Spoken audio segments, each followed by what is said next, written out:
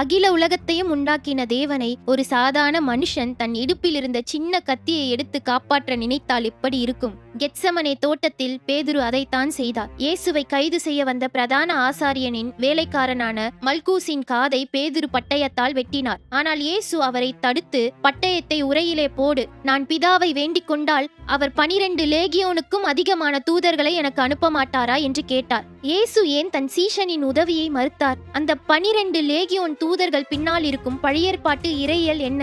மத்தேயு 26:53 இயேசு குறிப்பிடும் அந்த 12 லேகியோன் என்கிற வார்த்தையை கவனியுங்கள். ரோம ராணுவ கணக்கின்படி ஒரு லேகியோன் என்பது சுமார் 6000 போர் வீரர்களை குறிக்கும். அப்படியானால் 12 லேகியோன் என்பது 72,000 தேவ தூதர்கள். பழையேற்பாட்டில் 2 ராஜாக்கள் 19:35 வாசித்து பாருங்கள். ஒரே ஒரு தேவ தூதன் ராத்திரியில் இறங்கி வந்து அசீரியர் பாளையத்தில் 1,85,000 வீரர்களை ஒரே அடியிலே கொன்று போட்டான். அப்படியானால் 72,000 தேவ தூதர்கள் இறங்கி வந்திருந்தால் அந்த ரோம பேரரசும் ஒட்டுமொத்த பூமியும் ஒரே வினாடியில் சாம்பலாகி இருக்கும். இயேசு அங்கே ஒரு பலவீனமான ஆதரவில்லாத மனிதராக நிற்கவில்லை. அவர் தன் மாபெரும் வல்லமையை கட்டுப்படுத்தி வைத்திருக்கிற ஒரு சர்வ வல்லவராக நிற்கிறார் என்பதை பேதுருவுக்கு உணர்த்தினார். 2 ராஜாக்கள் 6ஆம் அதிகாரத்தில் எலிசா தீர்க்கதரிசியை சிரியா ராணுவம் தோத்தான் பட்டணத்தில் சுற்றி வளைக்கிறது. அவனுடைய வேலைக்காரன் பயந்து போய் கதறுகிறான். அப்பொழுது எலிசா, பயப்பட வேண்டாம், அவர்களோடு இருக்கிறவர்களை பார்க்கிலும் நம்மோடு இருக்கிறவர்கள் அதிகம் என்று சொல்லி ஜெபித்தார். வேலைக்காரனின் கண்கள் திறக்கப்பட்டது. எலிசாவை சுற்றிலும் அக்கினி ரதங்களும்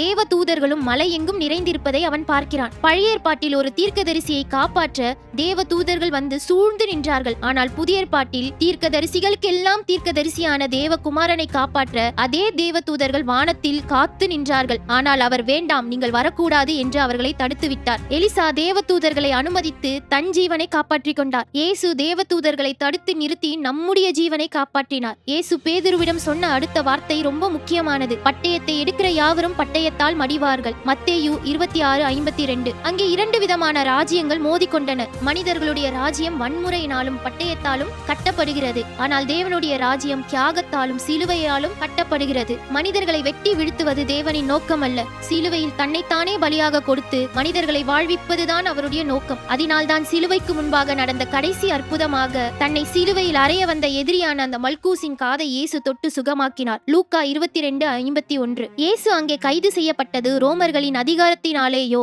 யூதர்களின் தந்திரத்தினாலேயோ அல்ல. பிதாவின் சித்தத்திற்கு அவர் தன்னை மனப்பூர்வமாக ஒப்பு கொடுத்ததால் தான், அவர் பட்டயத்தை நிராகரித்ததினால்தான் இன்று நமக்கு ரட்சிப்பு கிடைத்தது. தேவனுடைய ராஜ்யத்தின் வழிகள் உலகத்தின் வழிகளை போன்றதல்ல. உங்கள் போராட்டங்களை நீங்கள் மனித பட்டயத்தினால் எதிர்கொள்ளப் போகிறீர்களா அல்லது தேவனுடைய சித்தத்திற்கு ஒப்புக் கொடுக்க போகிறீர்களா?